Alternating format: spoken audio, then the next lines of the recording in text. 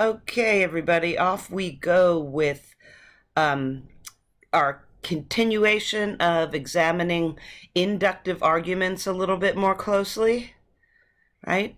And this week we're going to look at, or this lesson, we're going to look at causality or causal arguments in terms of figuring out what are known as necessary and sufficient conditions.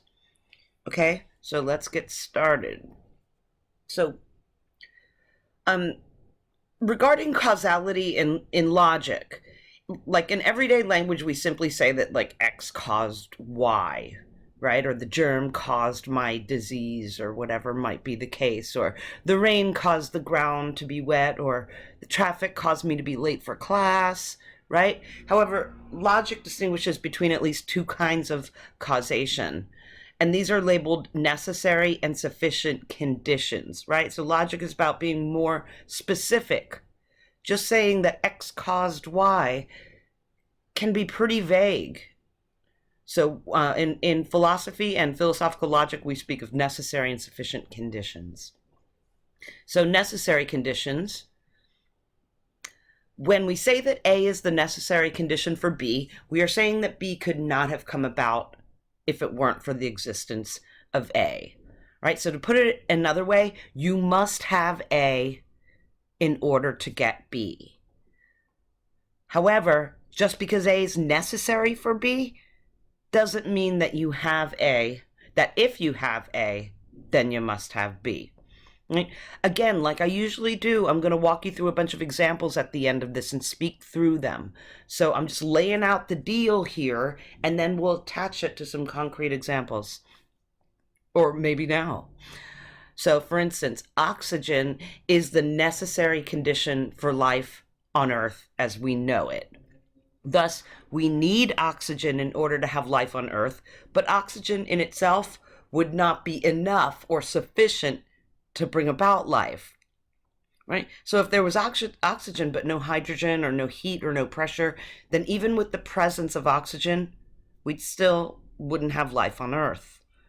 However, given that oxygen is necessary, this tells us that even if we had all of those relevant factors of pressure, heat, and oxygen, we would still see no life on Earth as we know it. Right? Because these things are necessary, but not sufficient. Okay, now on to sufficient. When we say that X is the sufficient condition of Y, we are saying that X is all you need to get Y. If X is present, you know for sure, bam, Y is going to be present, right? However, simply because X is sufficient for Y, that does not preclude the possibility that other things might also be able to bring about Y. So X does in itself have the ability to bring about Y. However, its absence doesn't give us an ability to prevent Y. Example, drinking a bottle of vodka in an hour is a sufficient condition of Mary being drunk. In other words, drinking a bottle of vodka in an hour was enough all by itself to get Mary drunk. However, you don't need a bottle of vodka to get Mary drunk. You could remove all of the vodka from the universe, and still you cannot ensure that Mary will never get drunk. There are all kinds of booze. Could have been tequila, could have been rum, right? So sometimes, if in speaking in terms of X and Y, X can be both the necessary and sufficient condition for Y. Right? So when we say that X is both the necessary and sufficient condition of Y, we're saying that you need X and X is all you need to get Y. And for such a claim to be true, X must in fact be identical to Y. You've effectively fully exhausted the definition of both X and Y when you have both of these conditions present. So for example, a large electromagnetic discharge between the atmosphere and the ground is the necessary and sufficient condition for lightning. Notice it's a full definition, right? In other words, you need a large electromagnetic discharge between the atmosphere and the ground to get lightning, and a large electromagnetic discharge between the atmosphere and the ground is sufficient to get you lightning as well. Each of these conditions are both necessary and sufficient for one another, and effectively this means that you've fully defined the concepts like I mentioned before. Or, the presence of Donald Trump in the room is the necessary and sufficient condition for the President of the United States to be in the room in 2019. So in other words, you need Donald Trump to be in the room in order for the President of the United States to be in the room, and having the President of the United States in the room is sufficient. It's enough to get you Donald Trump in the room. Each of these conditions are both necessary and sufficient for one another. Effectively, this means that you've fully defined the concepts once again. That's when you got both conditions. All right, let me give you a quick philosophical example. So specifying sets of necessary and sufficient conditions, it's a common philosophical method of defining a concept. For instance, it's been suggested that the necessary and sufficient conditions for knowing something, right, or for knowledge or knowing that X or whatever the case is, are 1, that you believe it, 2, that you're justified in believing it, and 3, that it's true. So in other words, if you have all 3 of those, then you have knowledge. And if you have knowledge, then you have all 3 of those. See what I'm saying? So to have knowledge, you need all 3 components, right? Or another philosophical example is with regard to, let's say, the issue of personal identity, right? Some claim that a form of psychological continuity is both necessary and sufficient for personal identity. And on this view, just as long as enough memory, beliefs, and character continue to exist, then the person continues to exist, right? And others argue that this is necessary. Those qualities are necessary for personal identity, but they're not sufficient, since you also need to be physically continuous, right? Unless your body, or at least your brain, continues to exist, no amount of psychological continuity is enough for you to survive. And yet even others claim that physical continuity alone is both necessary and sufficient. So my point here is this, is that in philosophy and in concepts that have no firm scientific answer, in other words, those sorts of philosophical problems and concepts that you have to generate arguments for, philosophers look for the necessary and sufficient conditions of certain problems or issues, and they argue about them back and forth. Okay. So now let's get on to the examples and answers that you can expect both in your homework and like in a quiz situation. So being a female is a blank condition for being pregnant. Now, you're going to have 4 choices through here. It's either going to be necessary, sufficient, both necessary and sufficient, or neither necessary nor sufficient. Okay, so that's, you got to pick one of 4. So the answer, being a female is a blank condition for being pregnant.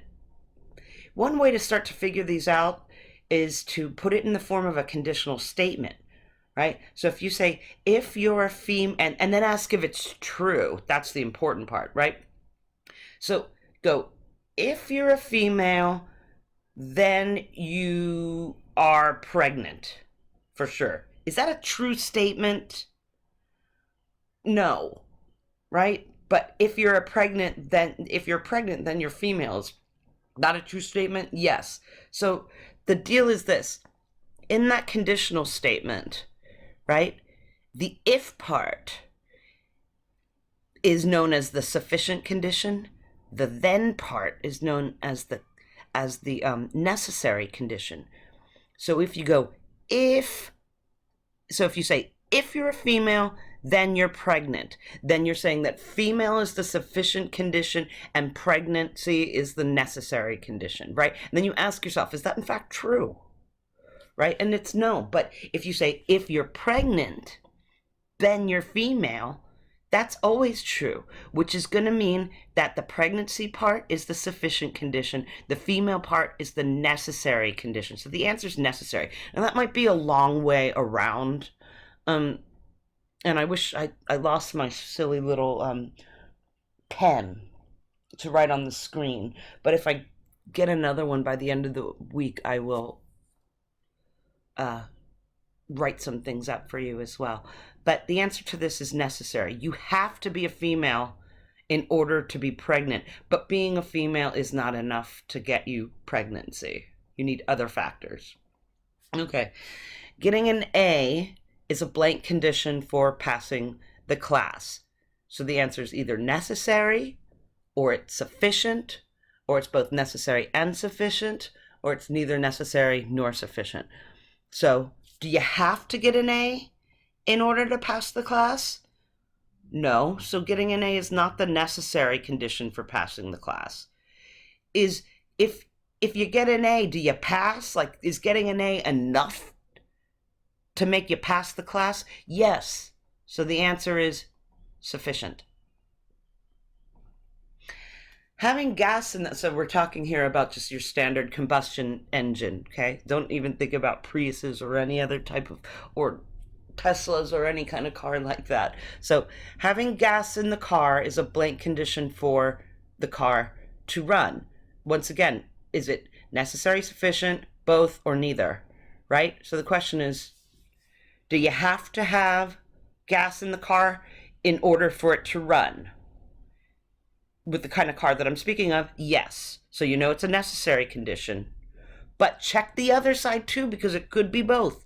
Is having gas in the car enough? Is it sufficient for the car running? No, because you could have a full tank of gas and, and the starter doesn't work, right? Or the engine is blown out. So having gas in the car is a necessary but not sufficient condition for the car to run. Decapitation is a blank condition for death. So the question is necessary. So I'm going to stop saying this in a minute, but remember always, for all these, you've got 4 choices. Either it's necessary, sufficient, both, or neither. So decapitation, cutting off somebody's head. Do you have to cut off somebody's head in order for them to die? No. So it's not a necessary condition for death. Is it a sufficient condition for death? So always run the whole program, right? Yeah, it is. So that means you're saying cutting off somebody's head is enough to get you a dead person, right? So the answer is sufficient. Being an unmarried male is a blank condition for being a bachelor. So ask yourself, if you're an unmarried male, are you also a bachelor? The answer is yes. So you got the sufficient, it's a sufficient condition. Now, do you have to be an unmarried male in order to be a bachelor? That answer is yes too, right? So the answer for this one is both necessary and sufficient. And if you notice, once you've said that X is both a necessary and a sufficient condition for Y, what you've done is offered a complete definition of actually both X and Y. To be an unmarried male is to be a bachelor, and to be a bachelor is to be an unmarried male. So it's both. Okay. Being a mammal is a blank condition for being human. So ask yourself, do you have to be a mammal in order to be human? The answer is yes. So being a mammal is a necessary condition, but don't ever stop there. Just get into the habit of running it through both, right? Is being a mammal enough to get you being human? Like, if you're a mammal, then you're human. Is that a true statement? No. So you know that the answer here is just necessary, but not sufficient. And then we'll just take it backwards to illustrate. Being a human is a blank condition for being a mammal. So is the statement, if you're human, then you're a mammal? Is that a true statement? Yeah, it is. So you know that it's enough to get you. If you find that you're a human, you know for sure you're going to be a mammal. So it's a sufficient condition. Is it necessary, though? Do you have to be a human in order to be a mammal? Answer's no. So the full answer here then is simply sufficient. Looking through a microscope is a blank condition for seeing a live bacterium. So the question is, do you have to look through a microscope in order to see a live bacterium? Well, yes. Right? Is it enough to look through a microscope and then bam, you're going to see a live bacterium? No, you got to have the bacteria there. What if the thing's brand new? Right? So the answer here is necessary but not sufficient. Being able to hear is a blank condition for listening to music, right? So do you have to be able to hear in order to listen to music? Yes. So you know it's a necessary condition. Is it enough? Is just being able to hear enough to enable you to listen to music? Well, I'd say no. Because just because you can hear doesn't mean you're actually listening to the music, right? So I'm going to say this is a necessary but not sufficient condition. How about this one? Hearing a joke is a blank condition for laughing. So run it through the program, right? So is hearing a joke enough to get you laughing in all cases? No, I hope not, right? And do you have to hear a joke in order to laugh? No. So the answer here is neither. Hearing a joke is neither a necessary nor sufficient condition for laughing. How about being a father is a blank condition for being a male. So if you find yourself a traditional father, right, are you automatically a male, right? So if you're a father, then you're a male. Is that true? Yes. But do you have to be a father if you're a male? No. So sufficient is the answer there. I was running out of imagination at this point. So Mike owning a car is a blank condition for a car existing that belongs to Mike. So if Mike owns a car, then a car exists that belongs to Mike. Is that a true statement? Yes. And if a car exists that belongs to Mike, then Mike owns a car. Is that a true statement? Yes. So notice it's just a rephrasing of X and Y here. So the answer to this one is both necessary and sufficient. Okay, a few more. Having a lottery ticket is a blank condition for winning the lottery. So is just holding the lottery ticket in your hand enough to make sure that you won the lottery? No, if only, right? So you know it's not the necessary condition. Or excuse me, you know it's not the sufficient condition. This is not enough to get you this. But do you have to have a lottery ticket in order to win the lottery? Yes, so the answer is necessary. Just take the same one backwards. Winning the lottery is a blank condition for having a lottery ticket. So if you won the lottery, do you know for sure that you have a lottery ticket? Is having won the lottery, is that enough to get you a guarantee that you have a ticket? Yes, so this is sufficient. How about a table having 4 sides is a blank condition for the table being a square, right? Is a table having 4 sides enough to get you a square table? No, because it could be a rectangle, right? But does the table have to have 4 sides in order to be a square? Yes, so the answer here is necessary. I'm going to skip this one. How about this one? Having a pumpkin is a blank condition for having a traditional jack-o'-lantern, right?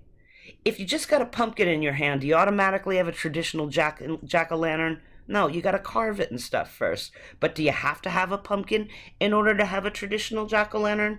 Yes. So the answer here is necessary. Okay.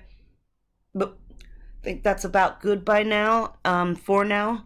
And this corresponds to Chapter 10, Section 1 in your textbooks, everybody.